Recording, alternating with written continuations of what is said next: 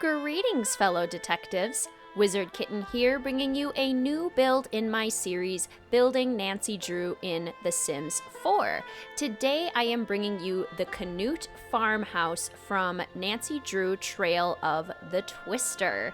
It's kind of funny because Trail of the Twister is not one of my favorite games. It's actually in my bottom 5 of games, but the Canute Farmhouse is one of my favorite styles to build in The Sims. I absolutely love doing more rustic style houses. I love doing farmhouses and having really kind of natural landscapes and houses that look very real, look and feel very real. So despite not being a huge fan of this game compared to other Nancy Drew games, because let's be real, all of the Nancy Drew games are my favorite video games in general, but compared to others, Trail of the Twister just isn't one of my favorites, but I did really enjoy doing this build and bringing the Canute Farmhouse to life.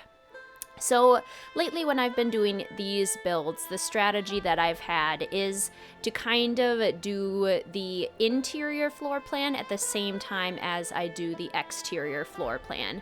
This is one build, which is actually kind of rare in the games, where the exterior floor plan that we see in the game is actually very similar to the interior floor plan that we see. I didn't have to do any weird finagling with the floor plan at all. I was able to get everything in exactly where it should be. We never see the second floor of the farmhouse, but we're to assume that that's where all of the bedrooms are, and then likely bathroom space as well. But this house essentially is just a big square, and within that square are kind of just separated rooms along this first floor, and then we have the basement that you saw me put in there as well, and then I just filled in the upper level with as many bedrooms and a bathroom, basically just as many bedrooms as I could fit. In the game, we meet Debbie Kirkham, we meet Scott, we meet Chase, and we meet Frosty. So realistically, there probably has to be at least 4 bedrooms. I can't imagine any of those people sharing a bedroom and enjoying it.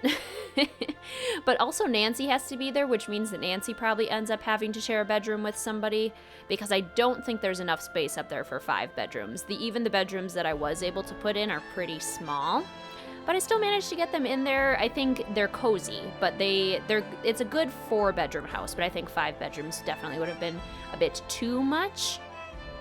And it's only a 1.5 bath house, so there is only 1 bathroom for all 4 of them. 5 when Nancy comes to visit.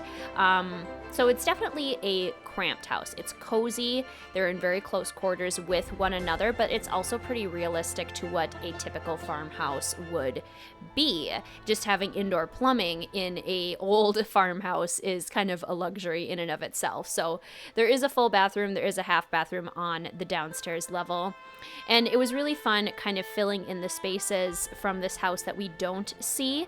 So in the game, on the inside, we're able to see basically these parts that I'm working on right now. We're able to see the dining room and the living room, the basement, and then this kind of like extra office space, which I guess could be in reality an extra bedroom. But in this game, they use it as an office space because the team here, the Storm Chase team, basically the university owns this house and allows them to work out of this house as a way to chase tornadoes. It's just kind of like their home base, which is actually really nice. Like, I would love it if I had a job that allowed me to just live in a cool house and work out from there. It's kind of funny too because the house in the game is a little bit dilapidated. Like, there's peeling wallpaper in places, and it's kind of cramped and full of boxes and just dirt in general. It's not a very clean house. There's a mouse problem. So there are a lot of things in the house that look very old. So in this build, I decided to kind of spruce things up a little bit. I imagined that this would be what the house kind of looks like after the events of Trail of the Twister have kind of conspired.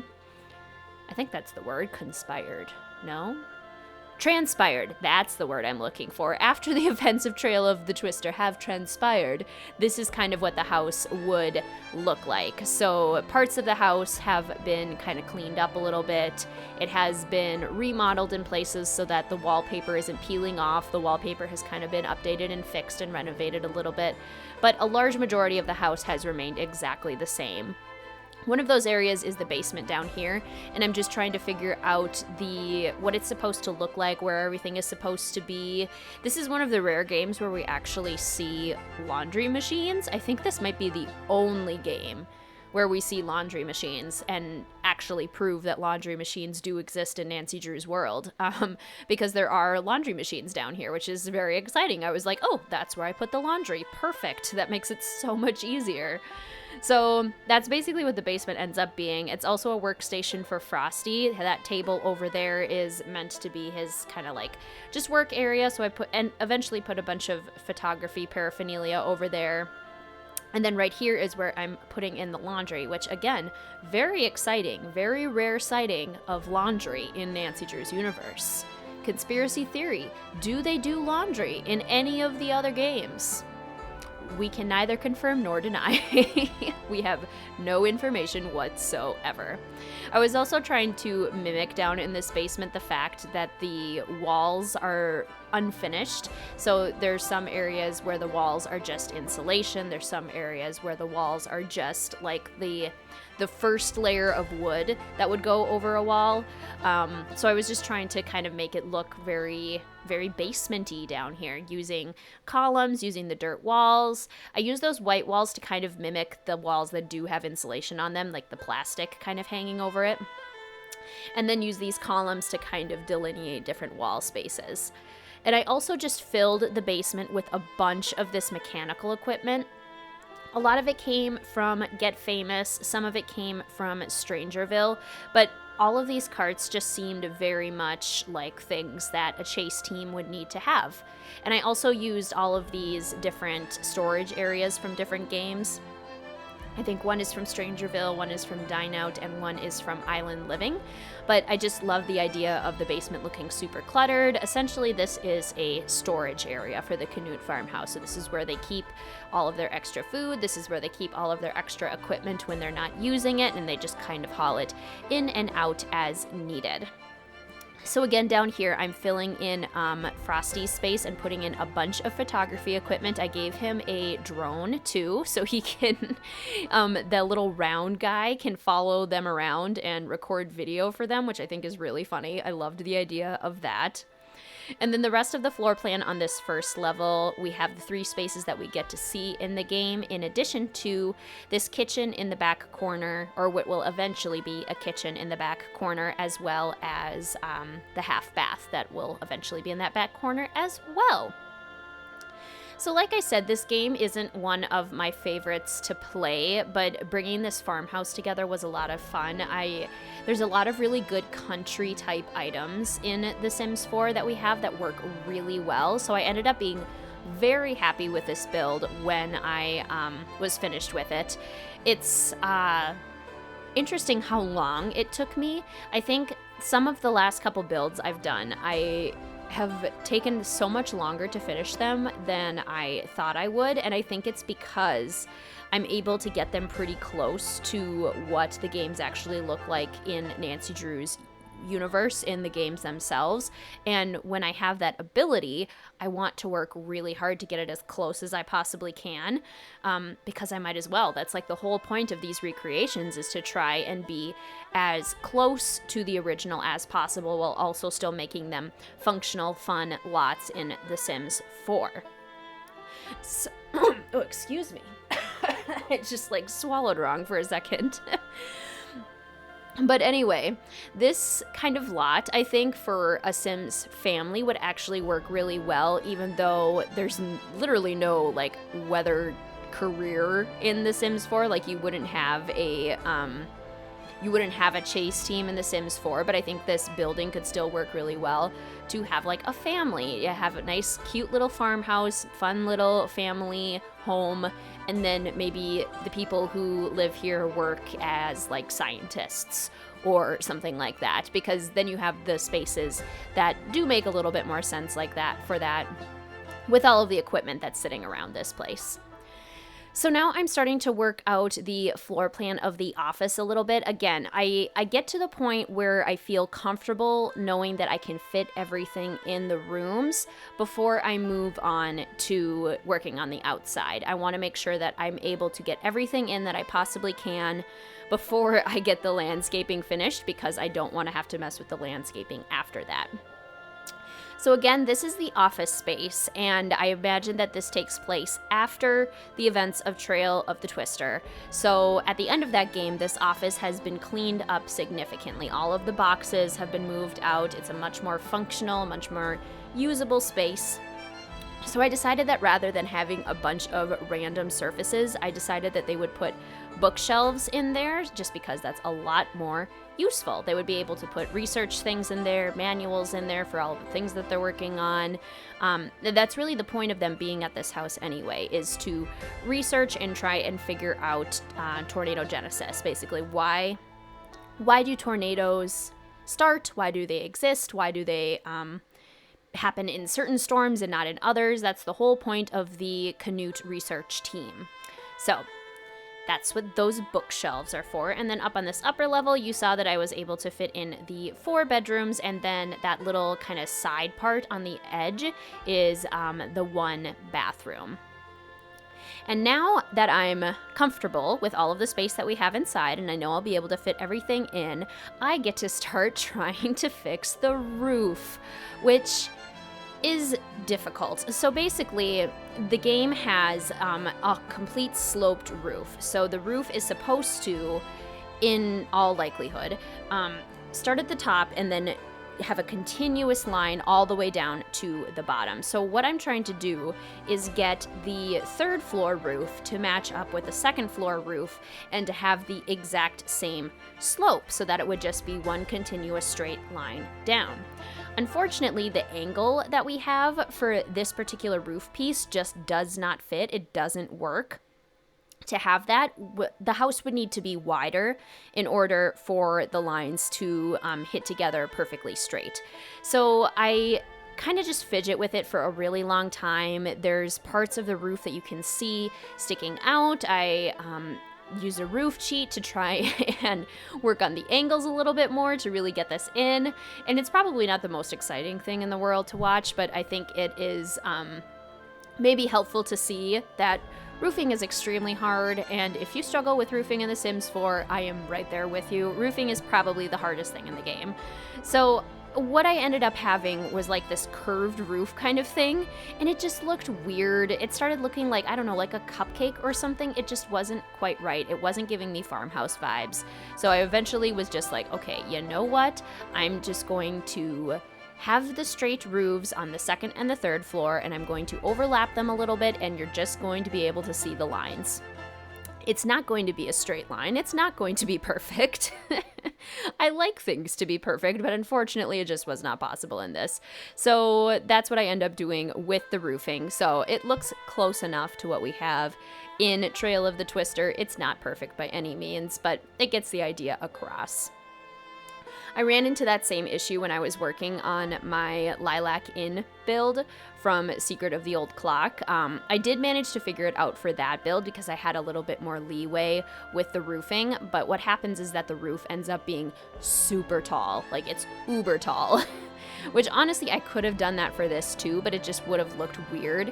And this house on the outside is already kind of bland because again, it's literally just a giant square with a triangular roof on top. So it's, all of the walls are straight. There's very little dimension to them. There's very little depth. So having a super tall roof on top of that would have just added to the overall weirdness of this particular build.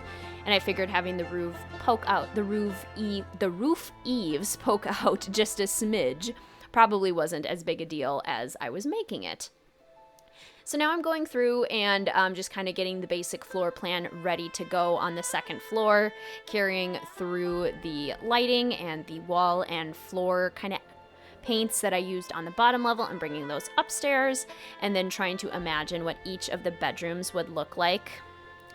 And I think now we are moving on to the outside. I had a lot of fun doing the landscaping for this particular build because I got to make a cute little garden. So in the game, in Trail of the Twister, this house is naturally a farmhouse, and it's surrounded by a bunch of fields. There's a lot of corn all the way around, which weirdly enough is a plant that we do not have in The Sims 4 yet. We don't have corn, and we don't have pumpkins, which are two very American style plants. They are indigenous to America, and they're probably my two favorite vegetables. I love corn and I love pumpkins, but we don't have either of them in The Sims 4. Pumpkins has nothing to do with this. I just am a pumpkin freak. But corn, actually, we don't have any cornfields. We don't have anything that looks like corn. So I wasn't able to put that in. And what I did instead was just make a cute little garden, kind of in homage to the fact that normally this build would be surrounded by a bunch of fields. I did also put this build in Brindleton Bay, which is kind of the coastal world in The Sims 4, but periodically you can kind of see it when I'm swiveling around. To the left of this lot, there are actually farm fields. You can look over there and you can see hay bales. You can see, it looks like they've been plowed and everything, there isn't anything currently planted there. It looks like things have been harvested pretty recently. So it is in a farming area, which was about the closest that I could get. I do include on the right-hand side here too this garage space that the team ends up using. It looks like it used to be a stable, so there used to be horses in there, but the team is using it more as like a garage space and as a workspace for Chase. We don't have cars in The Sims 4, we don't have functional garages, so I just kind of throw a bunch of random items in there at the end. I think I cut out that footage too, so you won't see that part, but I do include screenshots of it just to show you what it looks like, but it ends up just being kind of randomly tossed together. Over here is probably, like I said, my favorite part of this whole build is the cute little garden. In Trail of the Twister, actually over in this space, there are groundhogs. Or prairie dogs. Prairie dogs. I think they're prairie dogs. I'm pretty sure. There are prairie dogs over here. And at one point, Nancy has to stop what she's doing and she has to save the prairie dogs, which is kind of random, kind of hilarious. But we don't have prairie dogs in The Sims 4, and again, we don't have corn, so I figured having just this little garden here instead would be a much more useful way to make this a functional Sims lot. What I just did there is I went onto the gallery and I looked up plants. One of the really amazing features about the gallery is that there are so many creative and thoughtful people who have put things on the gallery that you can usually only get through gameplay. And they've put them on there in specific rooms that you can download, and then you can put them into your game. So that's what I did here. These are all fully grown tomato, potato, and strawberry plants. Only the tomato plants are in season right now, which is the only reason that they are the green ones that you can see. The potatoes and strawberries are not currently in season, and I have The Sims 4 seasons, so certain plants don't grow during certain times of year. But they are fully grown, they're fully functional, so if you were to download this, this would be a nice little farm with perfect little plants ready for you to go with. Nice basic ones too, like tomatoes, potatoes, and strawberries are just wonderful starting vegetables and fruits. I added in a Patchy too. Patchy is a scarecrow that comes to life if you're good enough friends with him, and he helps you take care of your plants.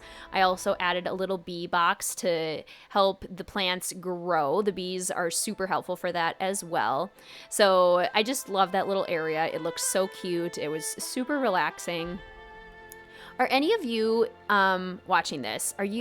Do you have a green thumb?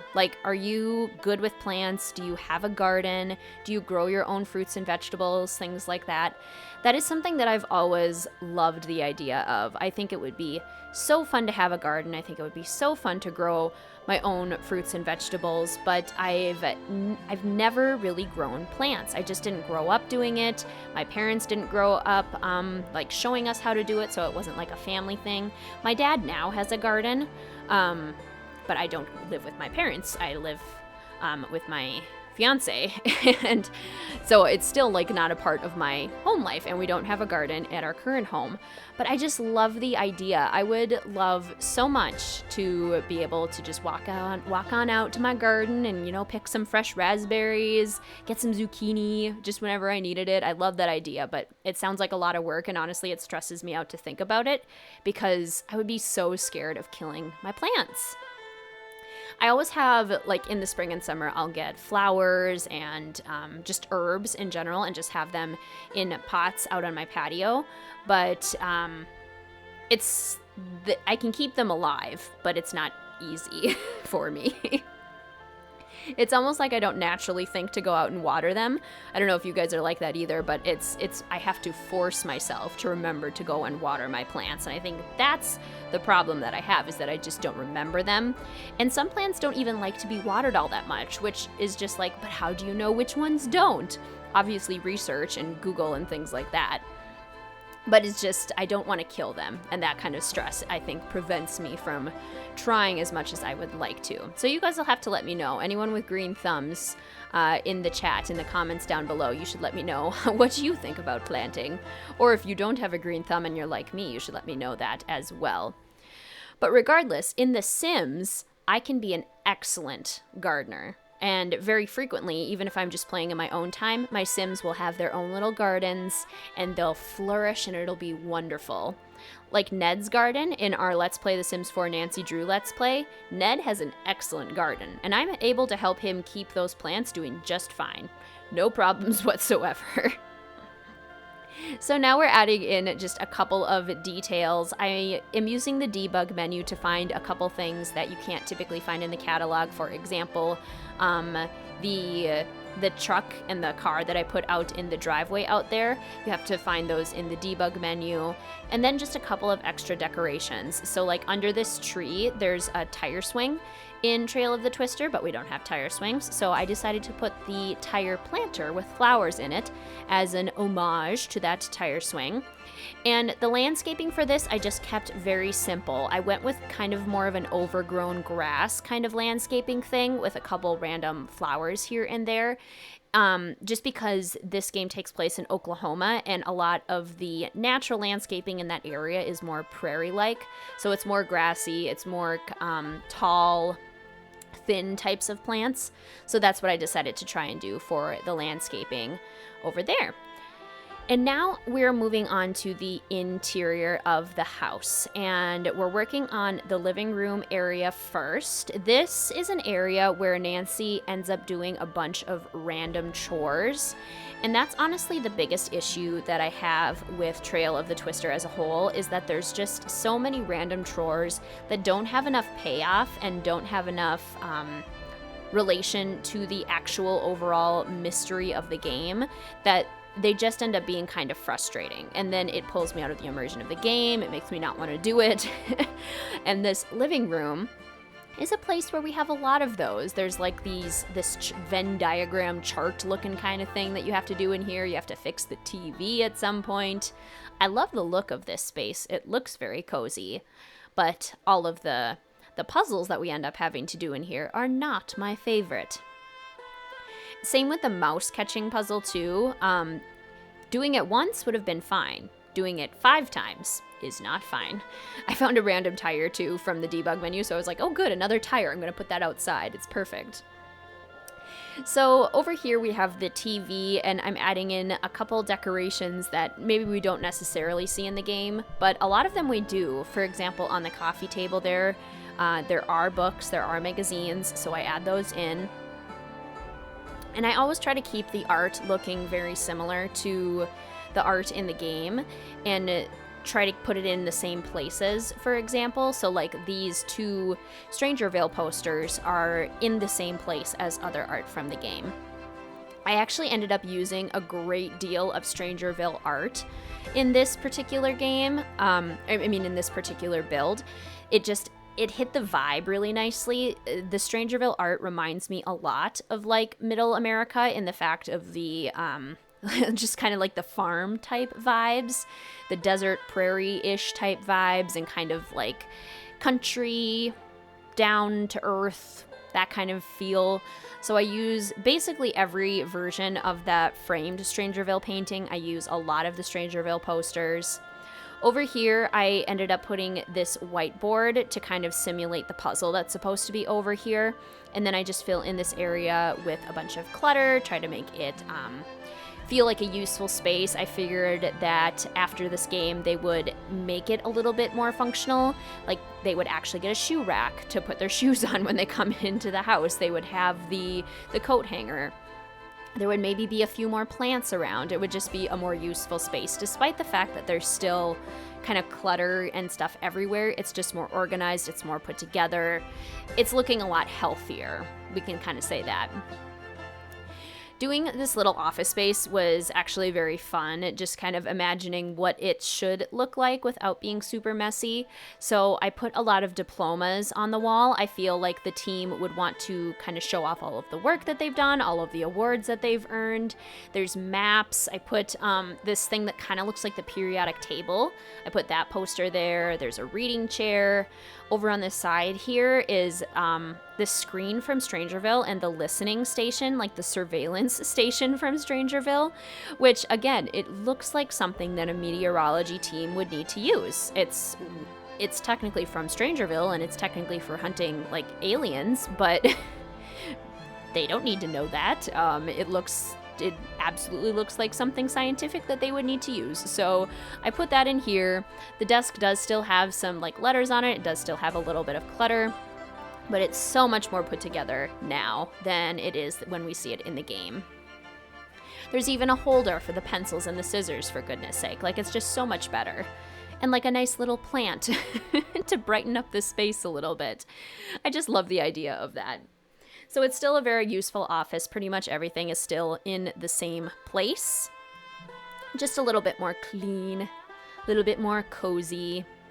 Oh yeah, I found random gardening tools that worked perfectly with our little garden. And now I'm just cluttering up the shelves so that they look more full, and so they don't look like the exact same shelf. I wanted to put those newspaper articles up on the wall too. I did that a little bit earlier, but you can see them here by the bookcase. I did those because I wanted to kind of imagine that there were articles written about the Canute team, and then that's what those are for. I really liked that idea. Like, the team would be really proud of winning an award, or like earning some money, or finding some really cool information, and then they would put that up on their wall so that everyone can celebrate it. And now we're moving into the dining room. This is the space in the game where Debbie kind of works. And I figured that at the end of Trail of the Twister, the space would just be spruced up a little bit so it's not quite as crowded and not quite so full of work kind of materials. It would be more of just a relaxation type space and an eating space, which is actually what it's meant to be. This... what do you call it? This cupboard-like thing? Credenza? Armoire? I don't know. This place that holds the plates and the bowls. In the game, there's something like this, but it's just stuffed to the brim with mechanical equipment of some sort, which I assume has to be used for meteorology for some reason.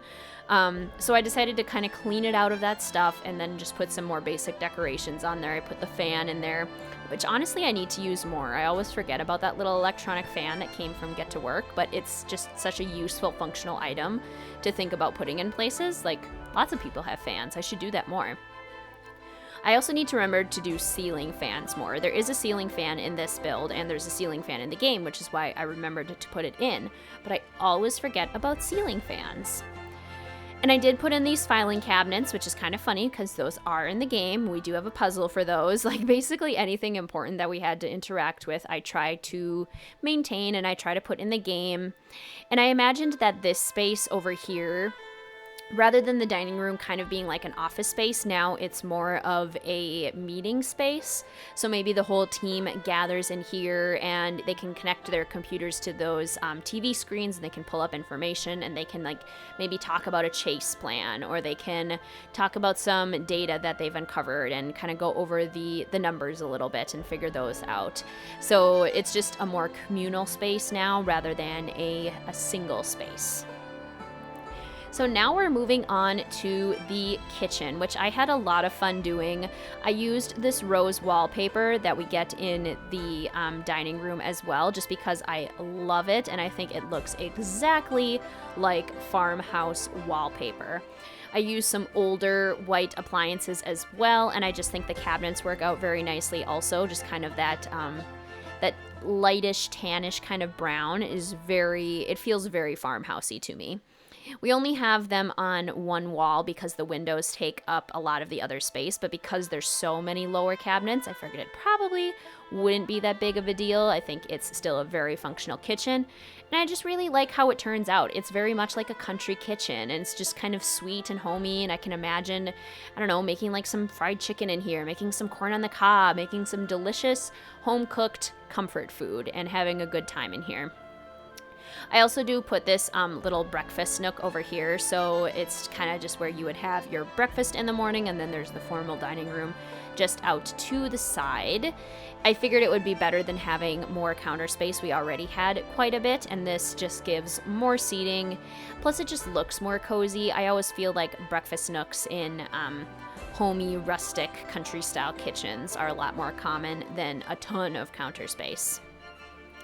I wanted to make sure I decorated the wall too with these kinds of plates. There's a specific one that I was looking for, but these kinds of collector plates are just something that I like see super commonly, super frequently in this kind of style of house. So I wanted to make sure I put those in, and just keeping everything kind of cohesive together. Cluttering up the kitchen, making it look nice and used. I wonder who does the most cooking in this game.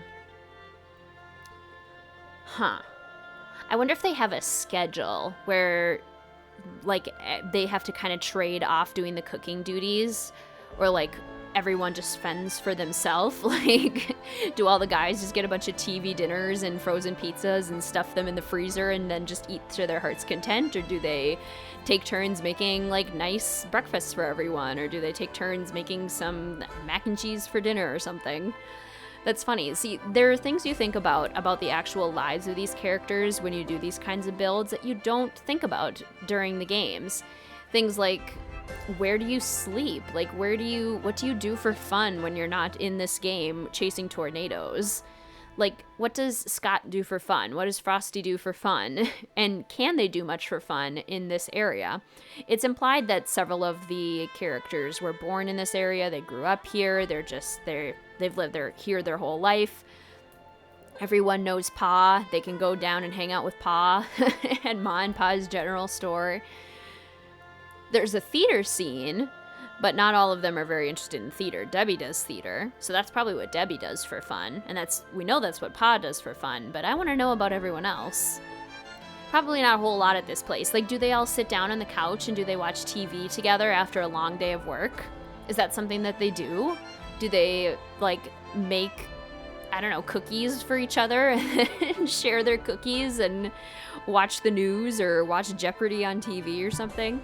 I don't know. These are things that I like to think about, and things that I start thinking about when I do these builds, because you have to think about what Sims would need to do in these to get their fun needs up, or to use the bathroom to take care of their bladder need. Things that you don't get to see in the games that are important in Sims builds. So I decided to make this a half bath. I figured that would be the most functional use of this weird little jet out. It didn't really make sense to me to make it part of the kitchen. So they have an extra bathroom space. They technically don't just have one bathroom. They only have one bathroom that has a full shower and a bathtub, but they do at least have that extra toilet space, which is nice. I wanted to come down into the basement again, even though I had pretty much finished it before, but I wanted to just add a couple of extra little clutter items. And when I was down here, I decided, you know what would be a nice use of this space? Putting in like a litter box and some cat items, because they mentioned in the game that this house needs a cat because of all of the mice, and we figure out why the mice are there. But I love the idea of them getting a cat. So I picture them having, I feel like a long-haired cat, and I don't know why, because that wouldn't be super helpful on a farm. The cat likely goes outside and probably gets really matted hair from running around outside if it's a long hair cat. But I gave the cat a litter box, I gave them food bowls in the basement, and then on the upper level there I gave them a little bed and I gave them toys as well.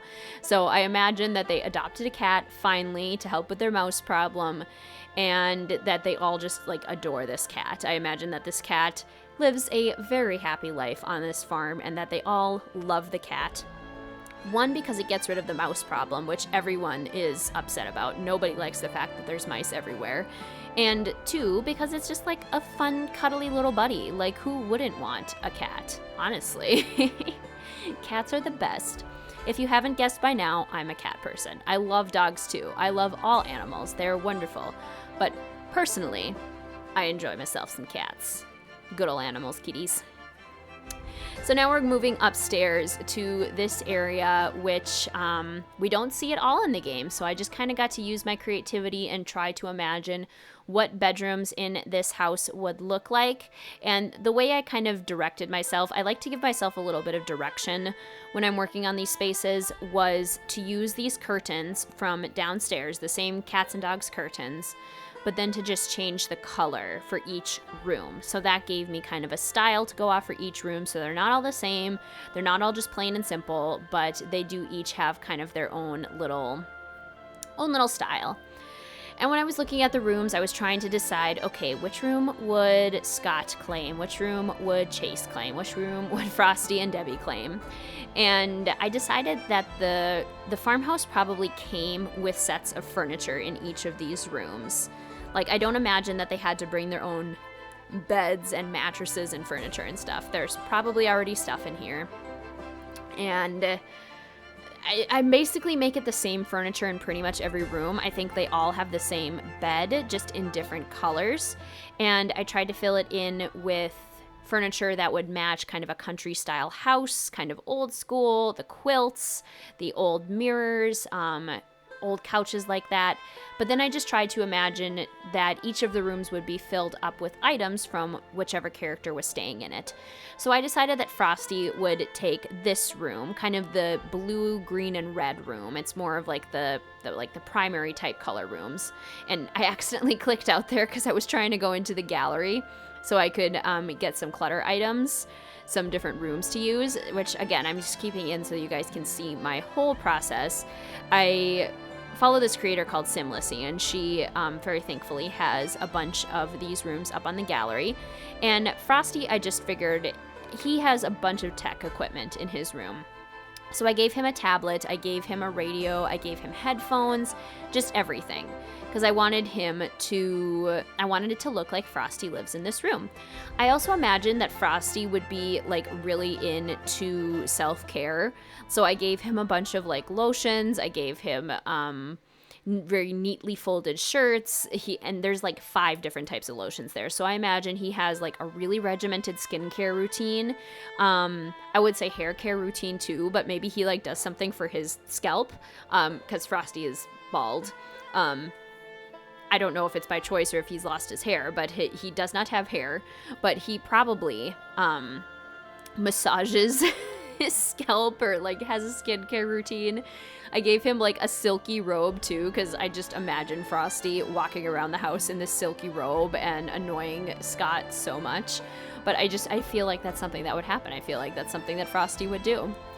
So now we're moving on to the room that ends up being Debbie's room, and it's got more of like a rosy pink and yellow kind of scheme to it. And again, just getting some of these rooms so I can add in some extra clutter of things that I feel like they would use. Debbie, I figured like, I decided her room would probably be pretty neat, pretty clean, and she would only have a couple things. So like on her bedside table here, she has a magazine that she looks through. She has like a hand lotion. She has like a nice little candle, a little plant.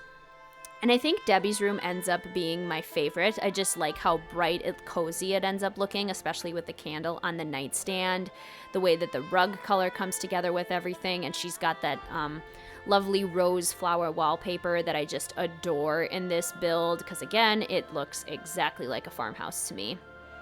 I feel like the art, too, that style ends up looking really nice in this room. I had to make sure I remembered to give everyone a laundry hamper as well, because we do have confirmed laundry in this build.